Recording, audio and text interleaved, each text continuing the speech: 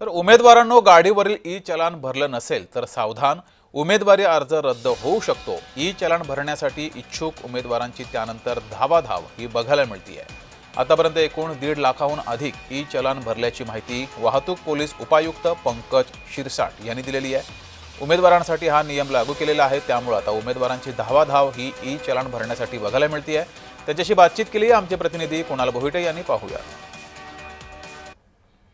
महापालिका निवडणुकीचं बिगुल वाजलेलं आहे आणि तुम्ही जर इच्छुक उमेदवार असाल किंवा उमेदवारी अर्ज दाखल करणार असाल आणि तुमच्या गाडीवर जर ई चलन पेंडिंग असेल तर सावधान राहा, कारण तुमचा अर्ज बाद देखील ठरू शकतो।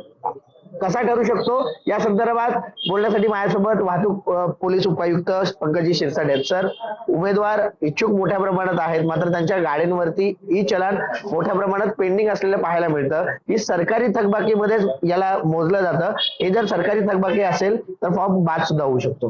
बरोबर आहे। आपल्याकडे आतापर्यंत 19 उमेदवारांनी त्यांच्या वाहनांचे नंबर्स कळवले होते आणि त्याप्रमाणे आपल्याकडनं त्यांची जे पेंडिंग फाईन्स होते त्यांच्यावरचे ते भरून घेतलेले आहेत आणि आपण त्यांना जो काही नो ड्यूज प्रमाणपत्र आहे ते त्यांना दिलेलं आहे। तसंच प्रत्येक वाहतूक विभाग मध्ये या आपल्या नो ड्यूज प्रमाणपत्राबाबत कळवलेलं आहे।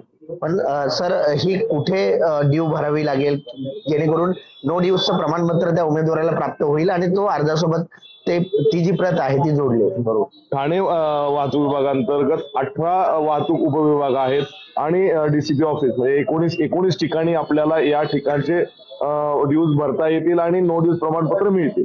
नक्कीच, जर आपण उमेदवारी अर्ज भरणार असाल आणि तुमच्या गाडीवर जर ई चलन पेंडिंग असेल तर ही सरकारी थकबाकी समजून तुमचा अर्ज बाद ठरण्याची शक्यता आहे। जय महाराष्ट्र न्यूज, ठाणे। तर इच्छुक उमेदवार संगम डोंगरे यांनी या संदर्भात प्रतिक्रिया दिली आहे, ती पाहूयात। माझ्या गाडीचा क्रमांक 4546 इर्टिगा आहे, तिच्यावर 2,500 चलन होतं, ते मी आता भरलेलं आहे। माझ्या मिसेसच्या नावाने एक गाडी आहे, त्या गाडी क्रमांक 1314 गाडी क्रमांक आहे, तिच्यावरती 2,500 होतं चलन आणि ते मी भरलेलं आहे। तमाम इच्छुकांना विनंती करतो, आवाहन करतो की तुम्ही तुमच्या गाडीवर ई चलन जे आहे भरावं, जेणेकरून तुम्ही जे इतक्या वर्ष मेहनत घेतले, इच्छुक उमेदवार आहेत आणि महापालिकेत तुम्ही इच्छुक उमेदवार असल्यामुळे तुमच्या एका चुकीमुळे तुमचा अर्ज बाद होऊ नये याची तुम्ही काळजी घेऊन ते ई चलन ताबडतोब भरावे।